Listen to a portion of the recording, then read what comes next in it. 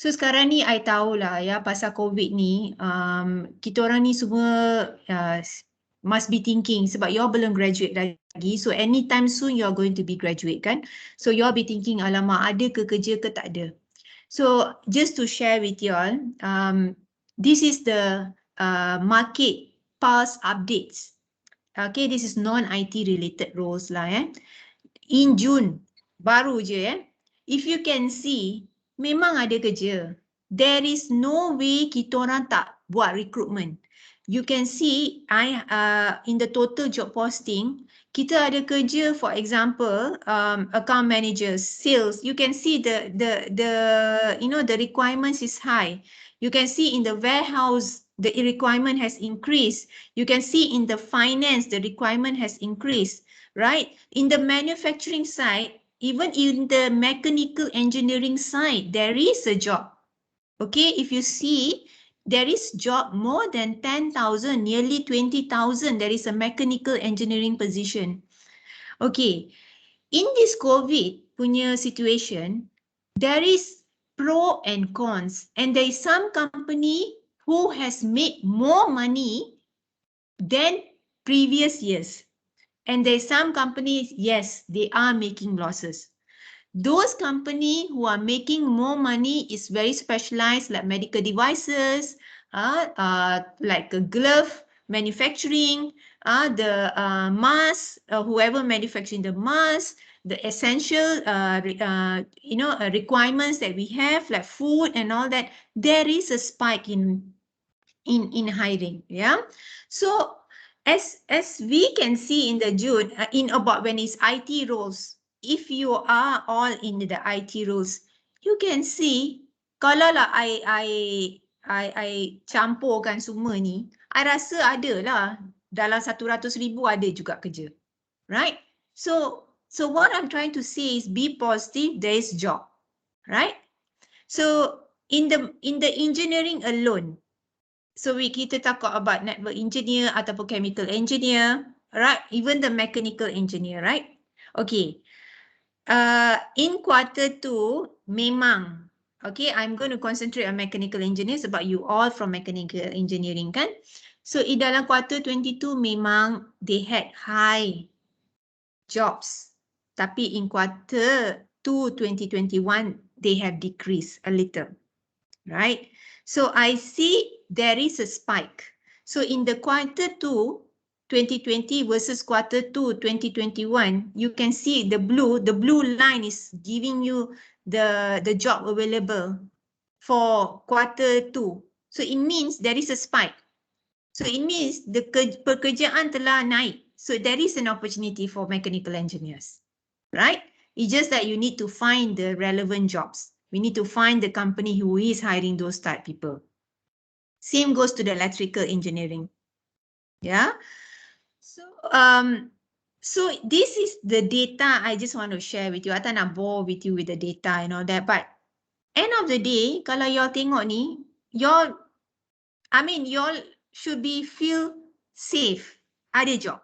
It's not that it's declining. Engineering will be there because there is a lot of automations happening. So when you talk about automation, the engineers are those who are actually who's going to be doing the execution part. So we need you all, right? In the machineries, we will be needing you all there. Okay. So so for me to share with you, right? Some jobs, yes. Hari ni ada, esok tak ada. So a lot of jobs ni kita kena macam administrative office, finance, ni semua job ni akan jadi automated.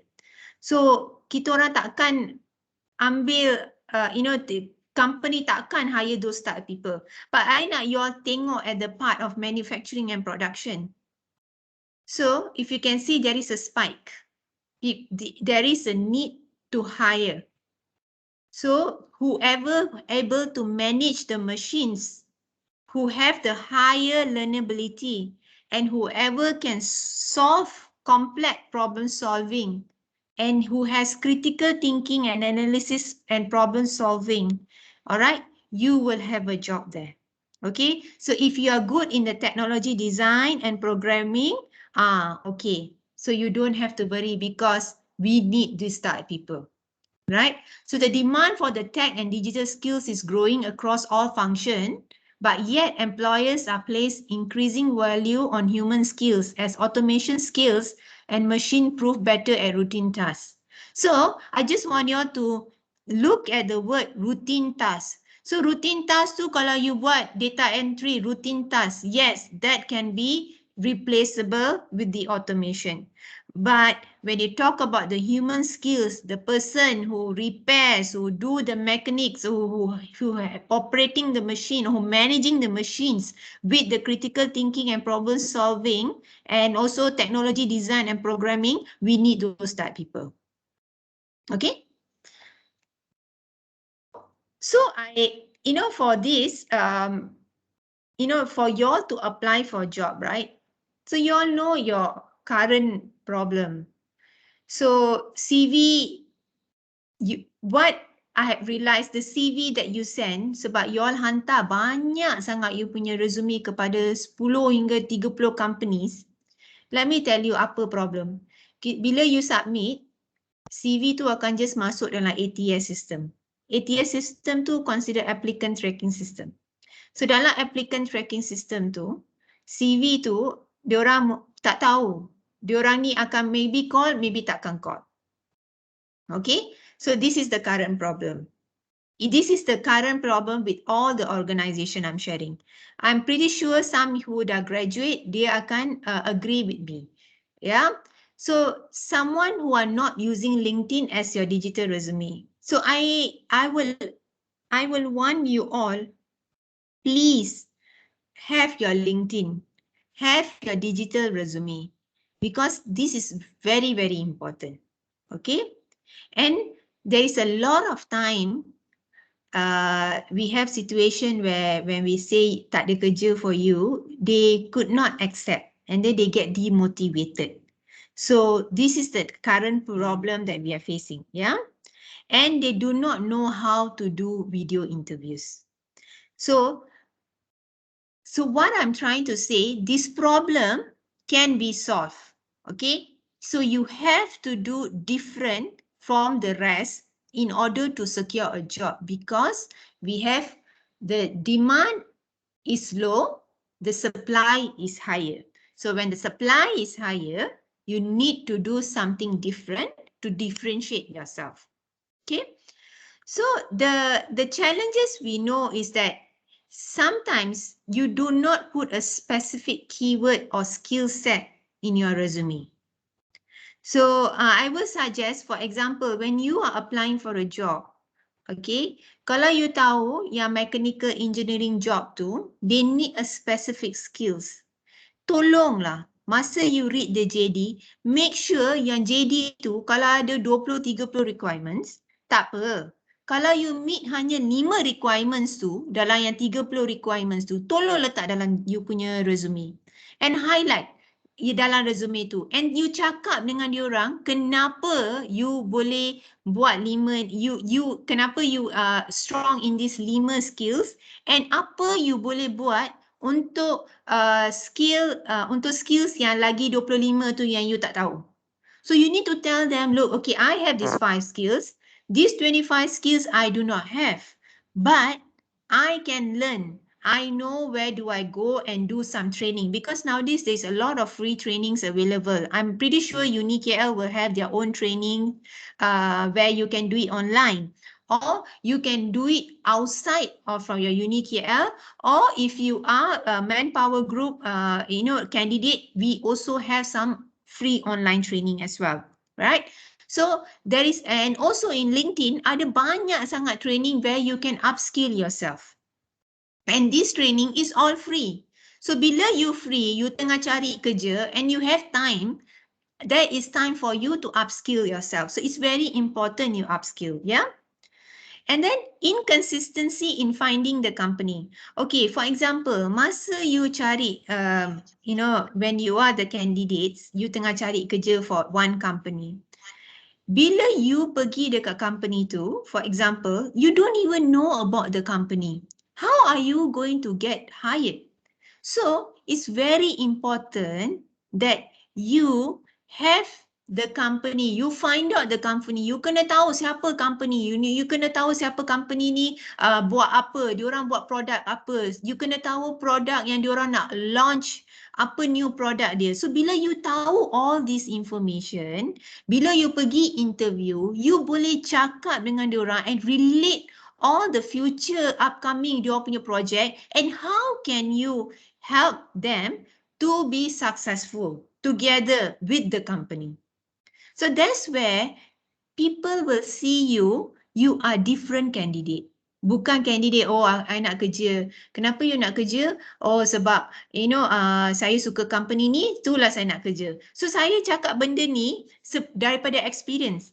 I ada candidate datang cari kerja, alah mak saya yang suruh apply kerja ni, bukannya saya nak. Macam ni pun ada saya dapat jawapan. Tahu? So tapi ini bukan cara, kalau macam ni I dah dengar, I pun kata alah tak nak lah aku hire budak ni, tak nak. Straight away I will reject. Betul tak? I think even you pun, kalau you ada company you sendiri, kalau you ada candidate macam ni, mesti you reject. Alright? So it's important. And lagi satu, yang ni memanglah bad internet connection while interview and not prepare well for the interview. This is where I always will tell my candidate, 15 minit sebelum tu, you all datang, you all check you punya internet. Kalau internet you rosak, you ada you punya mobile apps, mobile, you make sure your device tu connected. Apa-apa je, but jangan bagi excuse my bad internet connection while on interview. Because this is your opportunity to get a job. So when you want to get the job, die also kita akan have a good connection sebab you nak to have a good interview with a smooth interview. Yeah? And then about not preparing well for the interview, I think I dah touch on this earlier. So you need to prepare not only yourself, not only about yourself, but about the company, about the future of the company. You need to prepare this. It's like how you going for your exam. Kan masa you pergi punya exam, you ada masa you buat you punya assignment pun ataupun you punya exam, you have that part, right? Introductory. After introductory, you will go into the solutioning. After the solutioning, you will do the conclusion kan. So it's the same step. It's just that you apply this during the interview. Okay? So what you can do, right? As I said just now, you search the potential keyword that you can use in your resume. Alright? Jangan lupa nak letak yang 5 skill set tu. Jangan lupa. Tolong letak yang 5 skills yang you all tahu you boleh buat. Yang 25 tu, yang lagi daripada 25 tu mungkin you boleh belajar from online training. You boleh tulis dekat sana, I will be doing the training and completing by this on this date. So you letak tu. Yang balance tu, you boleh cakap, if you give me an opportunity, if there is a training provided or you have a training academy that I can attend, I would like to upskill myself because I tried to find this training in the market but it was not made available. So dalam tu, when you present you punya resume macam ni, I can tell you, you will definitely get a lot of employers who will be thinking, wow, this candidate is trying his best for him to get a job. Okay? And then dalam LinkedIn, as I mentioned to you earlier, tolong, LinkedIn tu very important. Okay? So follow the talent acquisition. Semua company you suka, you nak kerja kat Apple ke, Facebook ke, Google ke, you kena follow. You kena follow sebab if you follow that company, you tahu apa akan berlaku dekat company, what is the new development for the company, and then they will, when they advertise the company job, for example, you dah tahu straight away you need to submit the resume. So you know. So it's the best is to get from LinkedIn. I tahu sometimes you all pergi job street pun boleh juga, tak apa, you boleh pergi job street. Tapi bila you apply job street tu, janganlah tekan semua apply. Sebab kadang-kadang tu job tu tak relevan dengan you. So I suggest when you looking for job, make sure you read properly the job description. Okay? So lastly, okay, what is the expectation from the hiring manager ataupun TA? TA tu talent acquisition lah. So recruiters tu kita panggil TA, ya. The skills and the knowledge of the discipline, it's very important. Okay, you punya personality, you punya whether you boleh adapt to change, you punya willingness to learn, ada ke tak? You know, apa you can offer for that company. All this is the skill set that they are looking for. And the critical thinking, let me tell you, sekarang ni, you masa buat assignment pun mesti ada. Give me your opinion on this product or on this machine or something. Mesti ada question where there is a critical thinking involved. So it's very important for you to have the critical thinking and also expectation on the questions when you are going for the interviews. Yeah. So for me, this is the tips that you can use, and I suggest you, if you can scan the QR code in here, if you start using this, I can't say 100% lah, tapi as I know, most of my candidates, they are successful. That's the reason why we have about like 95% of our graduates get employed, especially when they are going through our academy. Okay.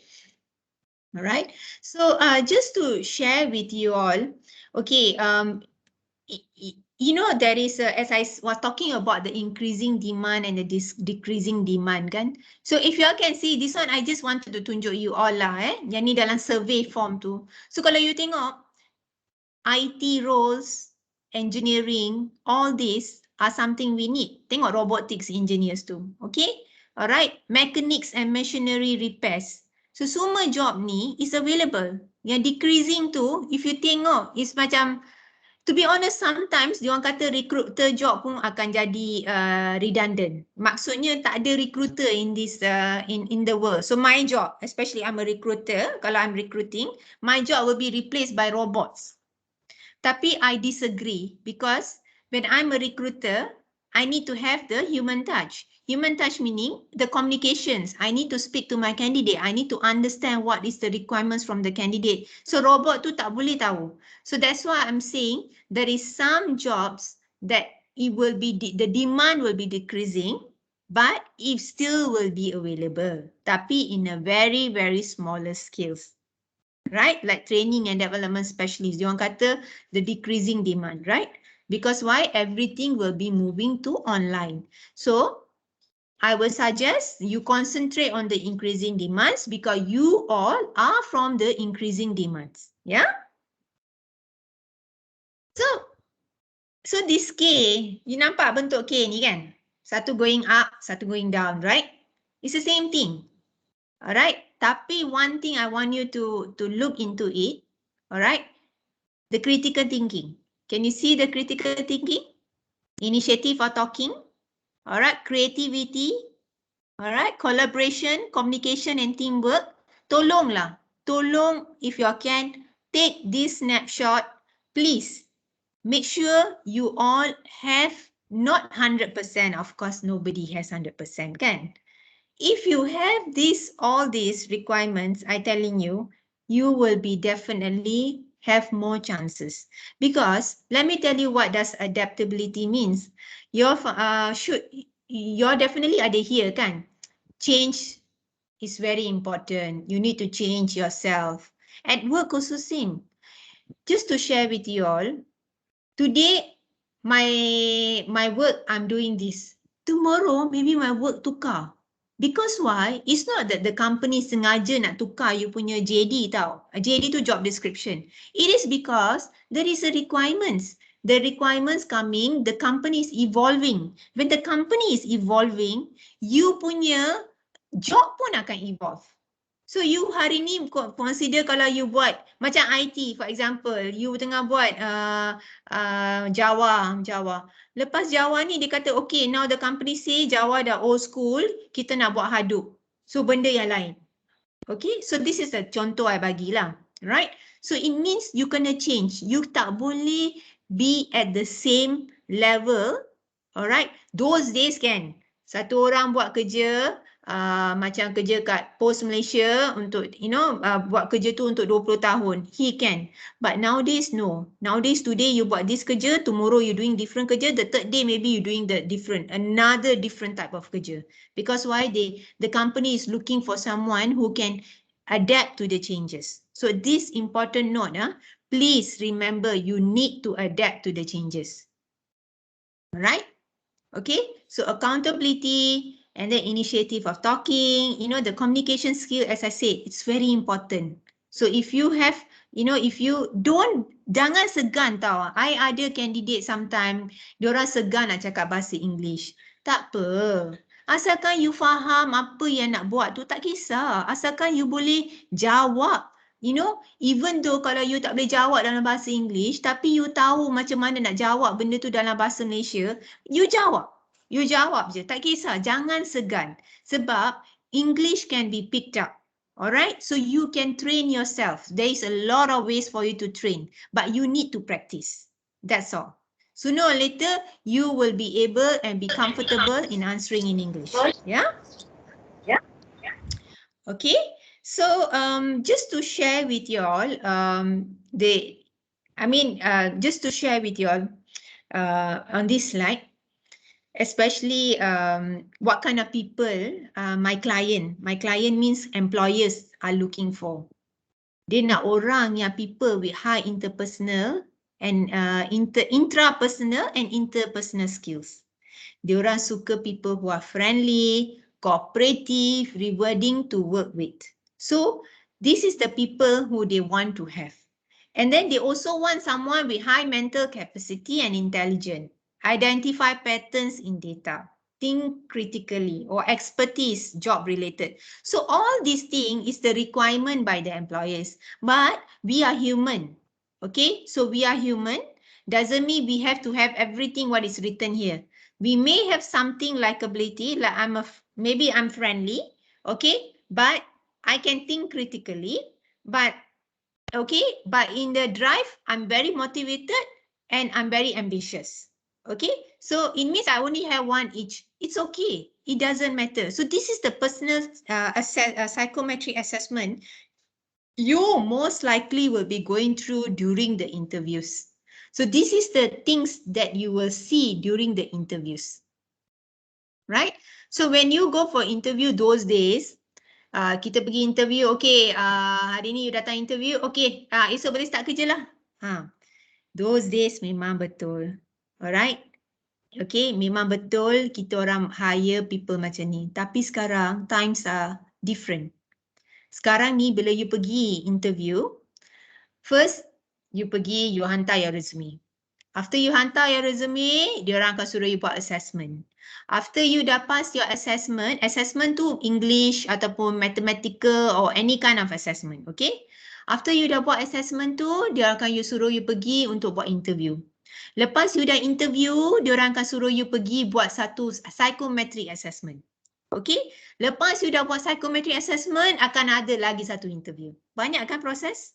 Kadang-kadang fed up kan? Banyak sangat. Tapi apa nak buat? As I said, the supply is much more higher than the demand. And the people, why they are doing this? Because they have bad experience. They have bad experience where when they hire people within the first interview, alright, when they say, okay, join tomorrow, we have situation where people tak serious nak kerja. We have situation where today we offer them a job, tomorrow they don't start the job. And then we have experienced people not coming to work on time. So because of all these things has resulted to a longer interview process in order for the employers to find the right candidate. Not perfect, but the right candidate who can be adaptable to the culture. Okay, so talk about culture, yeah. Every company has their own culture. For example, hari ni if you kerja dekat GLC, culture dia memang mesti different. So satu hari kalau you pergi ke MNC, you akan dapat culture shock. Sebab GLC kerja different level, MNC punya kerja style different level. So you need to have adaptability of the change of the culture pun. So you kena faham, not all the companies akan ada same culture. So this is another thing for you to have in your mind when you are looking for job as well. Alright, so you tak boleh kata, oh my kerja lama tu kan, dia orang buat kerja macam ni, you know, why your new company you are doing this. Tapi you all are fresh graduate, so you will not have this issue because you are going as a free view and free mind, so you do not have. So whatever culture you have in your first company, you have to adapt to the second company and improvise it. So that's good for you when you're coming up the ladder. Alright. So for me, I just wanted to, you know, speak about the evolution of the talent. In here, is I've already explained to you. Dulu kita orang punya investment of time or builders of the talent, how they work, the consumer of work and the builders of talent of cycles. Talent cycles are shorter. So people need to upskill in short bursts. So as I said, you have to upskill yourself. You need to find a way to find a high growth in the stable environment, right? So you need to make sure you always have, time for yourself, especially to when you are free, you upgrade. So today you're doing some robotic AIs. Maybe tomorrow you want to do mobile app. Or example, and then the next time you want to do something else, but you keep on upskilling yourself. There is two things they say. One is upskilling, one is reskilling. So these two is very important for nowadays generation. Yeah. Okay. So with Manpower Group, right? So what we do for our fresh graduates, when you have got your results, we have a graduate employment program. So what we do in this graduate employment program, kita orang bagi diorang macam one month interactive training. Okay, dalam interactive training ni, kita akan coach you all on your soft skills. Soft skill maksudnya, how do you communicate with the employers or the colleagues? That's called soft skills. And also practical skills. Okay, and masa tu juga kita akan buat career profiling assessment with result report. Okay, career profiling assessment ni, why we do this, okay, and another thing I realize, whenever kita buat profiling assessment ni, kita ada banyak time where when we get the results, we found that the people, for example, engineer, I have situation here, he is actually graduated in engineering, but when we did the assessment, his liking, what he wants to be, was more a photographer. So bila I question them, why is that coming more photography? He said, actually, that is my passion. My parents forced me to do engineering. Okay, this is selalu I dengar. So, but it's okay. He still passed, he did well. So the profiling assessment can help me to know what will be his most suitable job and what will be he good at. So I can help him. I say, look, so since I do not have a photography job, but I have something similar that you want to consider. So that will be an easier conversation I have with the trainees, right?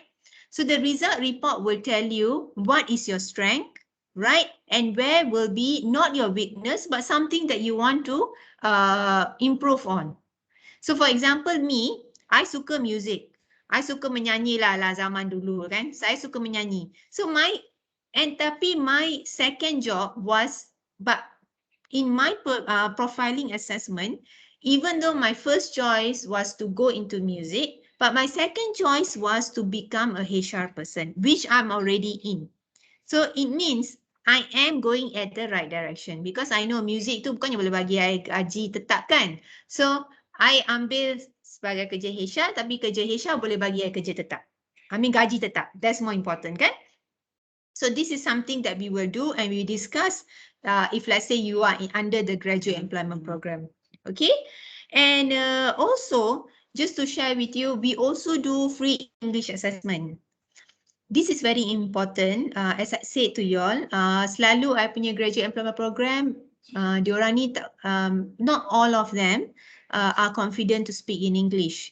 So that's the reason why we have this English assessment to help them to be able to actually communicate confidently. Okay, so we have people that dulu malu, tak tahu sebab as I say, malu sangat tak nak cakap English. So kita akan cakap dengan dia, jangan bimbang. You boleh jawab I dalam BM. Okay, kalau I tanya English, you jawab I dengan BM. Tapi kalau jawapan tu betul, apa salahnya? Tapi I nak cuba juga untuk train you to speak English because kalau you masuk MNC, memang kena cakap English. Sebab you punya bosses, kalau daripada overseas, they will expect you to speak in English. So that's where we help you to improve your English. Okay, and then we will also put you on online training and with certification.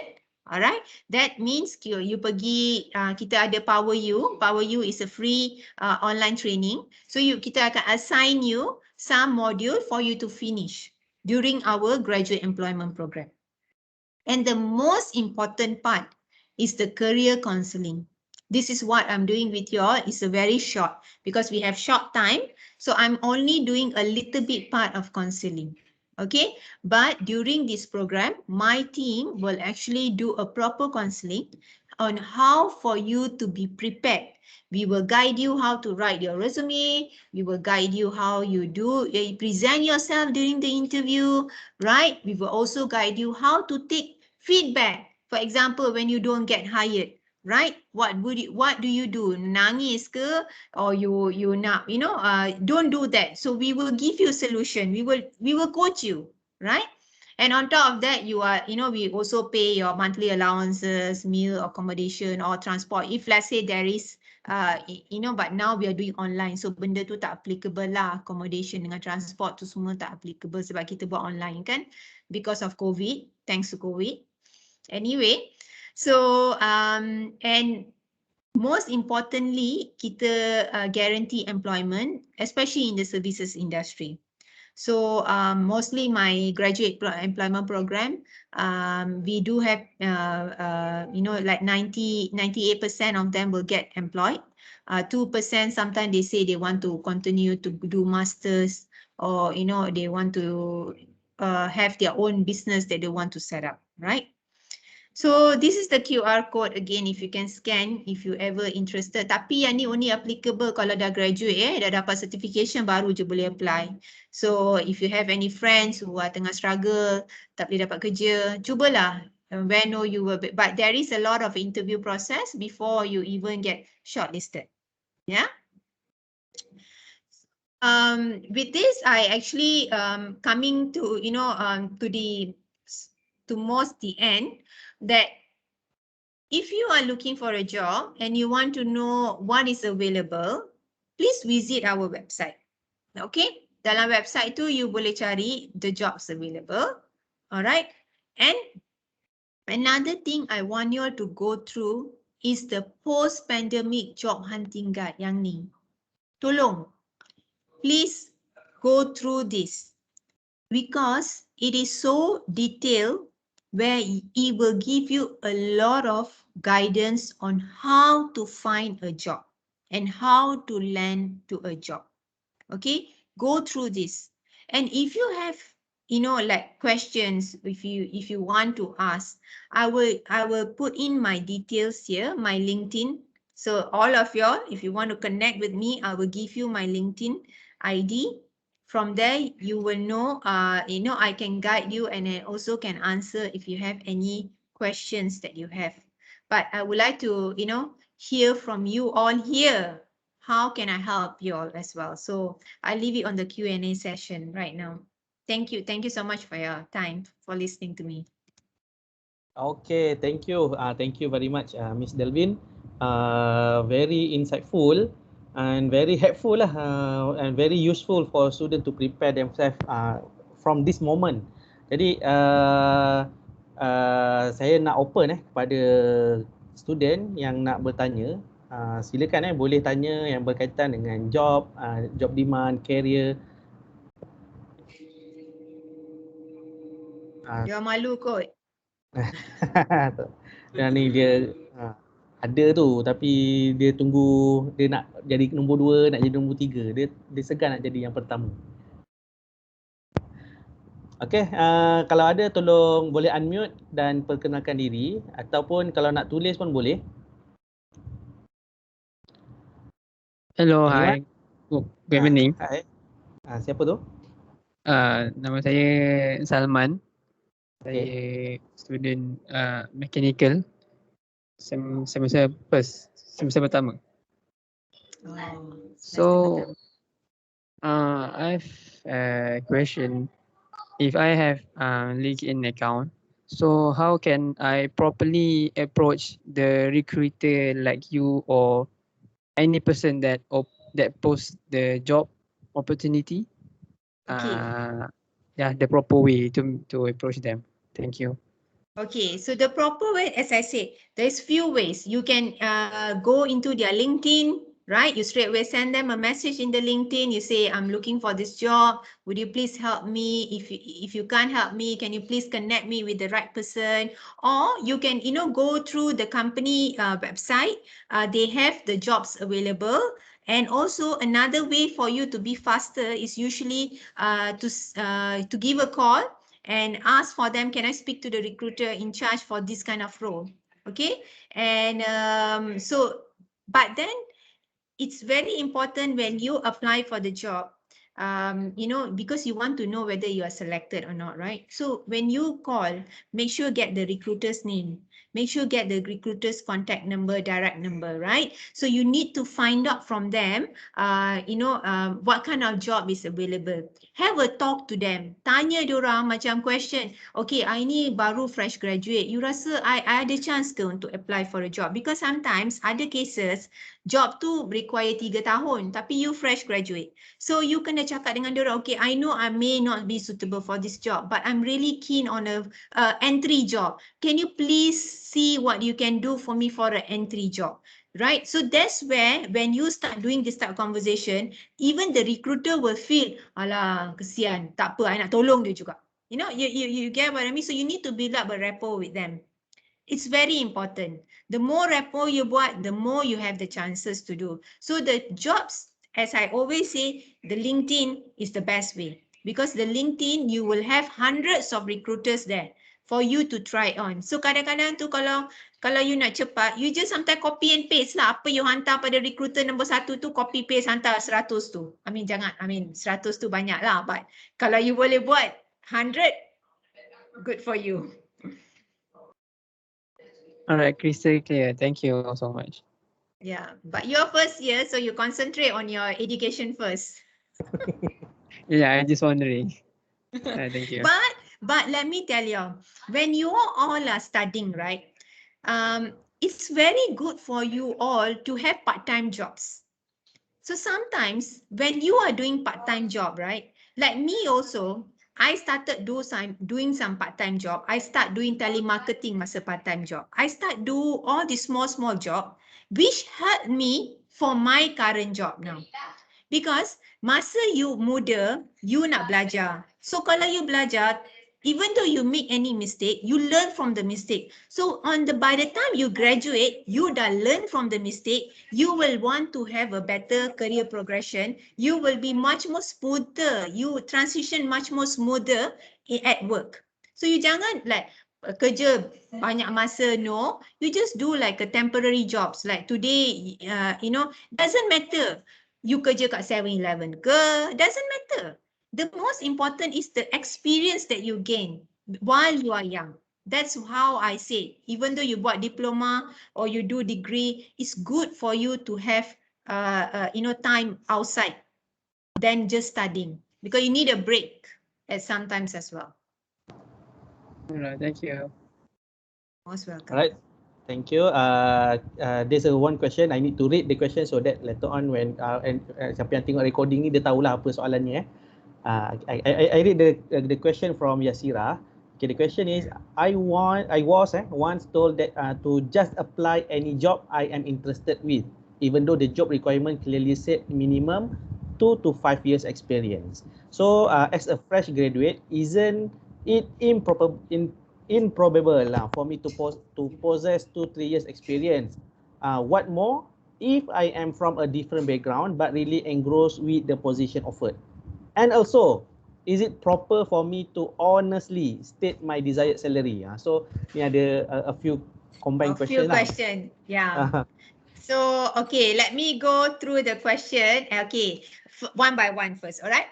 Okay, the first question, to apply for the job even though you tak meet the requirements, which is in a way, okay, good, right? You don't have to meet the requirements. So, when you submit your resume to that person who said that, you need to tell them, okay, as per our conversation, thank you for giving me the opportunity to apply for this job, right? As I have mentioned to you, I'm a fresh graduate, but I can assure you I have experience doing this, and this during my part-time job. Example, that's number one example. If you do not have any experience, you can say, I do not have those experience, but what I have done during my project, my final year project, this is what I have done, and I think I would be able to apply at this role as well. All right, so I will hope you can give me an opportunity for this role and for me to start as a fresher. And if there is a training provider, I will be happy to do it. And if there is any other trainings that you want me to do by myself, I will be happy to do so as well.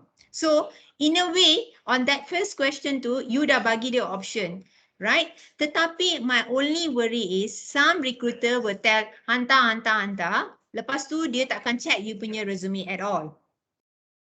Right? Because they just don't want to talk further, they will just say, yes, please send across your resume, right? So you need to make sure your resume outstand for them to actually to reconsider you on, right? So as a fresh, okay, the second, I hope I answered the first question. Did I answer the first question, Yashira? Okay. All right, so I'll go to the second question, right? As a fresh graduate, isn't it improbable for me to possess 2-3 years experience? No. Kalau every fresh graduate needs to have 2 to 3 experience, so what's the purpose of hiring fresh graduates? Right? Fresh graduate is still new. You are new to work. You do not have a long-term career at this moment. You are starting fresh. So for me, when these people say they want fresh graduate to 2 to 3 years, it doesn't make sense to me. Sorry to say that, because it doesn't jive with the fresh graduate can apply with 2 to 3 years experience. Okay, but it makes sense if, let's say, fresh graduates with 2 to 3 years experience, if they say combined experience during your internship, during your part-time jobs, then maybe it's something that you can put in again, as I mentioned at the question 1, if you can put that all these things inside on what part-time job you have done, it will be good. So the thing is that these companies, sometimes they want people with 2 to 3 years experience, but they want someone fresh graduate because they are thinking, oh, maybe this person has been an intern, or maybe this person has worked in the part-time basis before, or this person has attended some trainings where they can apply for this 2 to 3 years experience. But I will still say, if they say fresh graduates are welcome to apply, I will ask you all to apply. But make sure you write down all the skill set that you have. It's very important. All right. And if you are from a different background, I think I did mention about the person who wanted to be a photographer. Let me tell you, a lot of my engineers has now working in a call center environment, because some of them are not interested in this engineering role. They just don't want to do it, right? It's because they feel it's too stressful. They are not the machine person, but just because they have to do it, they have to do it lah. So they end up doing another job. So it's not that that job is not paying them well and not job satisfaction. You can apply for a job because some fresh graduate jobs are open to any background. Doesn't mean they come from engineering, they can be from a business. No, they can be from any background. So yes, you can apply. No problem at all, but you must put your reason why are you applying. So you start with the sentence, right? When you have your cover paper, page of your resume, you write there, okay, I know I'm from this engineering background, but why am I so keen on this sales position? Example is because sales is my passion. I have a very good communication skills and I feel I can leverage on my communication skills to apply for this sales job. So you put your reason there. So once you put your reason, definitely nobody will turn you down because you already stated all your experience and also the reasoning. Yeah. So I hope the second question is answered. And for the last question, and why is it proper for you to put your desired salary? Why not? You can put your desired salary. Tetapi janganlah letak 10,000, 20,000, you know. Tolonglah letak the market salary, right? So memang it's difficult. So usually I will suggest you put as negotiable because it will have a room for you to negotiate. But if you have in your mind, I want to have this salary, example 2,000, example, if you already have in your mind, you will not go minimum of 2,000. You don't. But sometimes, let me tell you, there is some role, even though you're a fresh graduate, they pay you above the market salary as well. So for example, if you go into the oil and gas, you'll be surprised your salary will be higher compared to engineering companies, manufacturing company. There is a reason why, because the expectation of that candidate and from the oil and gas company and the expectation from the manufacturing company is totally different. So you can be dua best friend, kawan semua CGPA 4.0 pun, tetapi kalau satu dapat kerja dekat manufacturing, satu dapat oil and gas, itu nasib. So satu person will get 3,000, another person will only get 2,005, itu pun nasib. So, itu rezeki diorang lah, I will say. So, that's why I'm saying, you cannot, if you have something desired in your salary, you can. But I'm just worried, if let's say you put lah 2,005, tapi that company can offer you 3,000, why not, right? So, usually I will put that as a negotiable. I prefer to put the word negotiable so that you can speak to them. Unless you really say, kalau 2,500 memang nothing lesser than 2,500. But you can, during your interview, you can say, I'm really looking for 2,500. Let me tell you why, because you see, I can bring this, I can do this transformation, I can, give a lot of input, new, fresh ideas. So you sell yourself. Sometimes, most of the time, you will get what you are asking for. Yeah. Okay, alright, thank you. Kita ada lagi a few questions. So I will read the question. Okay, together, Ms Dalvin also can read the question. Okay, I want to ask, is it better to work in Malaysia or overseas regarding the salary and also experience that I can gain from other country? So how about it? Alright, let me tell you again my experience. Masa I lepas belajar, I pun ada pergi Singapore. Okay, I work in Singapore. Tapi let me tell you, working in overseas, yes, I pun pergi Singapore in the aim of to dapat gaji. Yes, Singapore make me, masa saya pergi sana, I ada banyak saving, right? Bila I boleh beli rumah kat KL, I boleh beli, kereta kat KL, But then, one thing I realised, working in Malaysia, I think I made a good decision to come back to Malaysia. This is my personal view, yeah. This is my personal view. It can be different on other people. This is mine. I came to Malaysia. I think I did a very good choice because when I was in Singapore, my EPF, they call CPF. I couldn't get the CPF because I was a foreigner, right? And then I have to pay the taxes over there. So I couldn't enjoy a lot of the benefits over there. But when I came back to Malaysia, I have my EPF. I have my SOCSO. Right? So for me, I feel that I made a good decision. Now I have EPF for my for my saving for my future bila dah tua. So I have some saving. So that's for me personally. But if you talk about the salary and the experience, the salaries are paid the same, right? I have realized a lot of my friends, a lot of my candidates, when they are applying for the job in that country, some other countries, the salaries are the same. It's just that because we are Ringgit Malaysia, and they are maybe in British pound or or Singapore dollar. It's just apple to apple. If you look at it, the cost of living and the taxes, I feel Malaysia taxes are much more reasonable compared to the European countries and all that. So it depends on the person actually.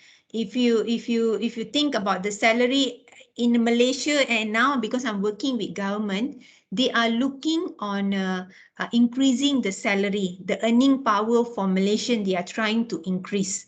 So I will say, try if you can. If you are getting a job in Malaysia, I think that's a good opportunity. I always want Malaysian to fulfill our job first because it's easier to have Malaysian working for us than importing talent from overseas. So and the experience you can gain from the other countries, yes, because again, I would say it's the culture, how they work, especially, some people work in Japan. When they work in Japan, when they come back to Malaysia, even though they are Malaysian, they have culture shock here. Sebab kita orang, nantilah kita buat later kan.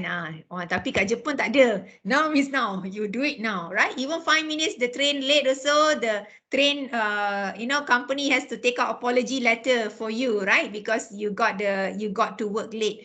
So the culture is different. Tetapi the experience, yes, I will say there's something that you will gain because and sometimes the technology that they are more advanced from us sometimes. So when you come back here, the demand is much more higher for you. Yeah, there is. So it's a mixed answer. So I can't say whether Malaysia or overseas better. So it's susah nak jawab yang tu. All right. Okay. Thank you, Ms. Dalvin. Okay. We proceed to the next question. This is from Prof. Dr. Raja. The question is regarding the CV. The first one, okay, portrait photo should be formal or casual, should be face only or half body. And the second question is, should we include more photos of project CSR other than usually only descriptive and wordings kan? So how about it? Yeah. Okay. Yeah, all right. The photos and all that, to be honest, me, if I'm be the recruiter, I don't really care how whether the photo is big or small, right? But there is sometimes requirements you have. So the photo, like a passport size photo, formal is the best because if you give casual, I rather not. I prefer put a professional photograph where it's more presentable. Okay, because you are applying for a job, not a modeling job. Unless you're doing modeling job, yes, please. Then you have your full body, half body, that is needed. But when you're applying for a job, it's good for you to have a formal job. Formal. And I will say only face. That will be easier because we don't want we don't want the pages of the resumes to be a lot. So as small as you can. And for photos and of projects that you have done, right? When a recruiter read the resume, let me tell you, like me also, when I read the resume, I don't care about how the resume looks like, but my care will be the first few paragraph that you summarize about yourself. That is very important. So the summary is very important. It's like a biography.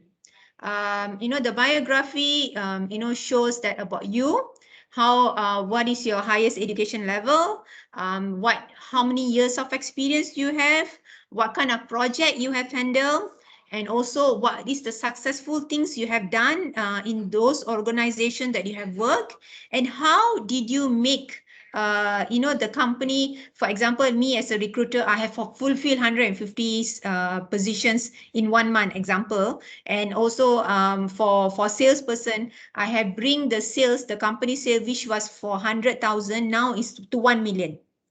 Okay, that's your success, right? And also what kind of awards you have won, that is very important. Okay, all right. So this is the, you know, this is the something that we really need to have, how do I say, summary to talk about yourself. That's very important. So the description of the, you know, like the projects and all that, it may be suitable if you're applying for a very, very technical kind of position, and it's good to put if it's going to be relevant to the job you're applying. But if it's not relevant, then you don't have to. Yeah, but you can put it in a summary and tell them, I've done this project. Okay, maybe a small logo and saying, okay, this is the project, how it looks like now, you know, and how is it applied? How is it benefiting people? This kind of information, it will be good for you to share. Oh, okay. All right. Thank you. For regarding the photo, the face only should be facing face forward, or boleh sengit sikit ke macam mana? Boleh sengit, tak apa. Macam muka I pun sengit dalam I punya biografi, if you realize. So tak kisah. They just want to see how you present yourself. And when I took that picture, is how am I working, isn't it? How I look at work, right? So that's how I go to work. So you want to show that how do you want to be in the office, you know, more professional and all that. But trust me, those days, yes lah, kita orang kena pakai professional, pergi kerja. Nowadays, I have seen my client office, employers, diorang pakai shorts, diorang datang pakai jeans, diorang pakai t-shirt. They don't care how you dress up to work nowadays, right? If you're not client interfacing, it doesn't matter as long you do your job and finish it. So that has come to this kind of level as well. Okay, all right. Okay, we have additional question from Dr. Raja regarding working overseas, especially like the country that promote foreign labours such as Australia, New Zealand, Canada. So how about this country? Okay, so let me working overseas like Singapore, but how about Australia, New Zealand, and Canada, right? Working in New Zealand or Canada, I have families, I have friends there actually. I have you know, when I've been to Canada, what I realized about working there, we are working as a laborers there, not really in a high level kind of position. The thing is that we have to actually compete with the locals to even get a proper job for us. Sometimes they do struggle, but I would not say, because I do have friends in UK. He is doing very good. He's an engineer there. You know, he was an engineer. He came back here.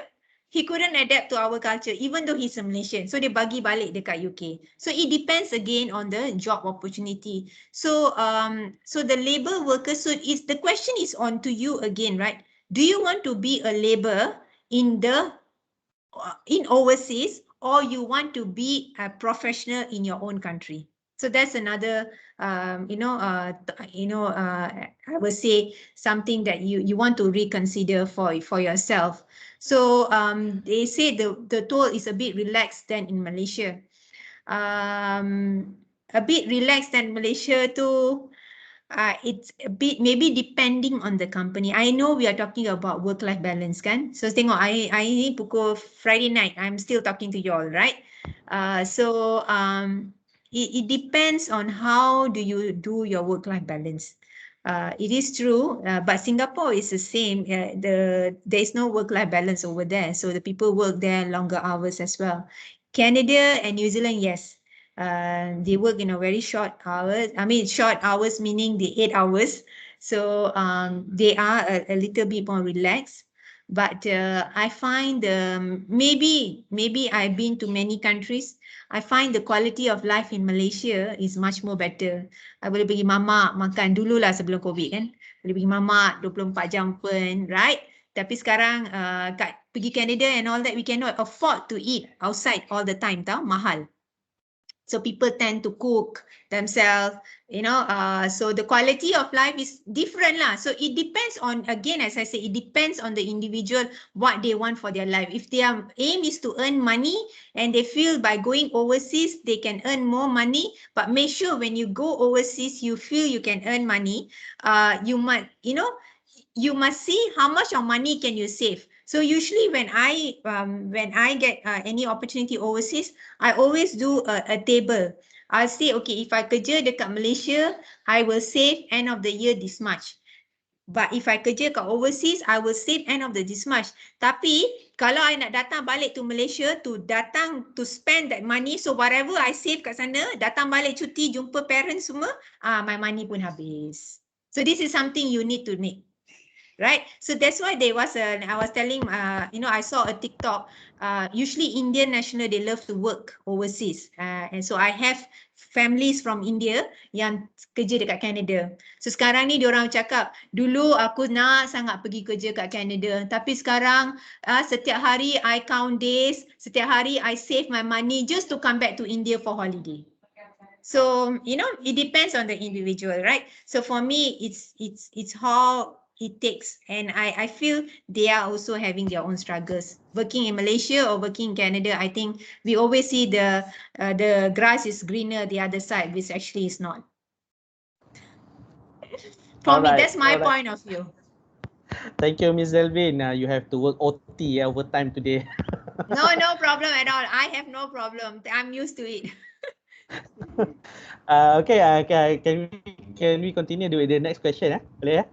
Okay, this is a question from Nur Falisha. Okay, regarding the experience, can CSR, project, internship, etc. Be put under working experience, or if cannot, what should she put under working experience to put in her CV lah? Okay, so now, yes, that is not your working experience, right? So the CSR, the projects, the internship is working experience. So you put that all in the working experience, right? So when you put working experience, internship, you write down what you have done, and then on top of that, you say, during my my time, the 4 years at the universities, I've actually done a lot of CSR projects. And how did you deliver it? So what was your role in the CSR project? It's very important, right? So you put there, I was the ketua of this this association, right? For example, and I was having 5 people working under me, and how you execute the project, that is a very good point. So put it that in. Right, so you can also put any other project when you are doing during the university time. If there is a project or say some other things you have done in your free time additional, please put it in as well, because then we know what kind of initiative that you are taking. Because honestly, we don't only see your results, we also see the overall how do you blend in the your university or the college. Yeah. Okay, all right. So, any other question from other students? I think I would like to ask one question. Sure. Okay, for LinkedIn, especially for students lah, what should they write on their LinkedIn? Account kadang-kadang ada tapi tak update, because LinkedIn somehow professional social media punya platform. So tak boleh lah nak tulis yang bukan-bukan kan. So what are the tips or what should be right there currently as a student, so that bila dah habis belajar, masa nak cari kerja, it is a very useful content. Correct. So sekarang ni, because you all are nearly to finish, nak habis belajar kan. So what I selalu suggest is that in the LinkedIn ada 3 part. Satu tu ada summary. Dia letak summary about yourself. So the summary about yourself is very important. Okay, so you have to write down, I'm the last year student and I have done this, I am looking and exploring my career in mechanical engineering, those kind of thing. And there is in LinkedIn, there is one part on your profile where you can click there and put a profile picture as open to work. So when you put your profile picture and you add the open to work, you can straight away, the people who are hiring fresh graduates, you will be able, because you see, like now, for example, I saw there's one LinkedIn, they are hiring Infineon. If someone's staying in Melaka, you nak cari kerja, Infineon is looking for fresh graduate for mechanical engineering, or if I'm not mistaken, sorry, electrical electronic engineers. They are looking for fresh graduates.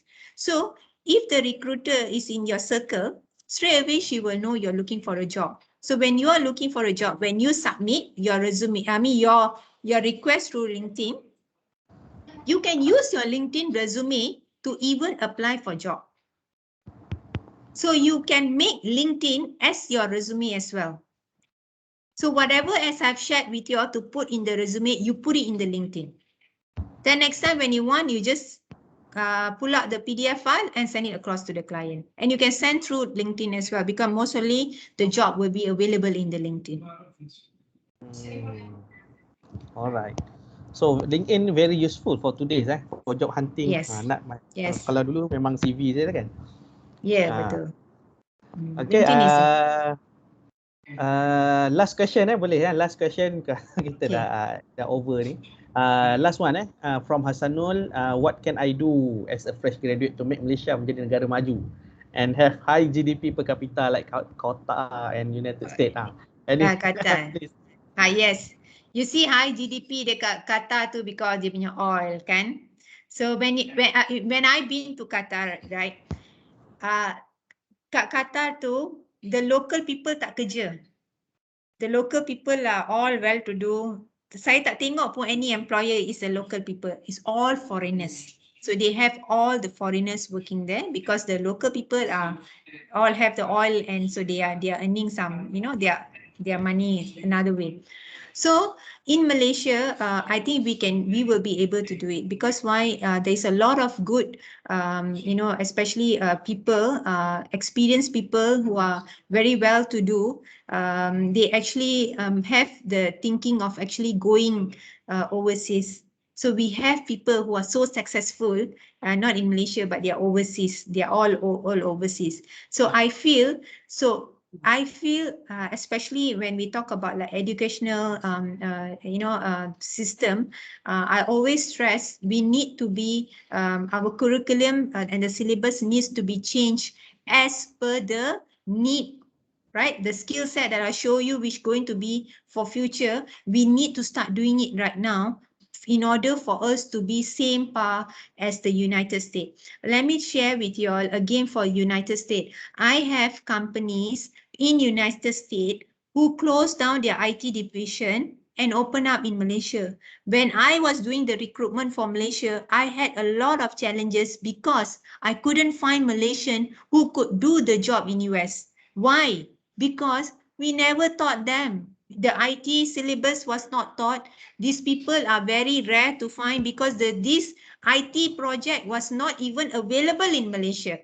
So for us to come up with a solution, what we have done, so example, if the one person in US can do 3 types of skills, we found 3 people to do the one each skill because they only know how to do one each skill. So once we have done that, we then start doing the training for the 2 skills that they was not available. So from there, we did it successfully because we had the trainer to train them. And after that, once everybody was doing well, these 3 Malaysian could do well, the US counterpart was very satisfied. That it means, what I'm trying to say, more companies will want to open up in Malaysia or in the Asian countries because our cost is much more cheaper, right? In cost meaning the facilities are much more cheaper.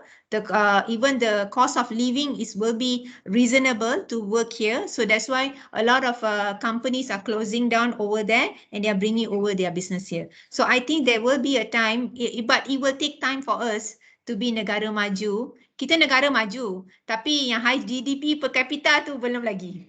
Yeah, I hope so. It will be soon. And especially with this COVID, oh God, please help so that we can have a higher GDP. All right. Thank you very much, Ms. Dalvin. Let us give a lot of claps. You can click the icon and give a lot of applause to Ms. Dalvin for her sharing tonight. And we are very lucky, we are very honored to have the director herself of Manpower to share with us tonight on Friday night. That usually orang duduk rumah rehat dah. Okay, so please treasure the knowledge, treasure the sharing, and hopefully it is very helpful for everybody yang dapat hadir pada malam ni. And then again, thank you very much, Ms Dalvin, for your time, for your willingness to share with us, and also not to forget all the lecturers yang sempat join bersama kita pada malam ni. We have our head of section, Dr. Zainal, we have Dr. Misrat, we have Dr. Raja, we have Prof. Wan Mansur, we also have Prof. Datuk Hakim, and we also reach an attendance of 105, I think the highest.